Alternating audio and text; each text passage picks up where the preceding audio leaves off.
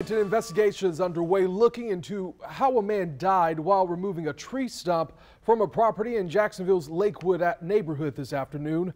On Your Side's Robert Bradfield looks into what investigators say happened.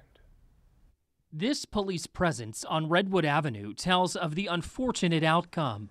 A man pinned under a tree stump grinder while doing work on a home in the Lakewood neighborhood. Sadly, this individual was transported to UF Health where he died from his injuries. The man, who has not been identified, was working alone when investigators say he became trapped under the heavy machine, which could weigh close to 2,000 pounds. He immediately started screaming out for help, which one of the residents of the house heard.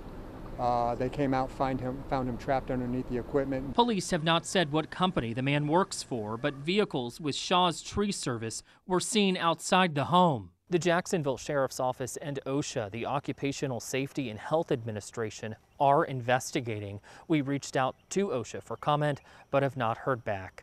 Robert Bradfield, First Coast News, on your side.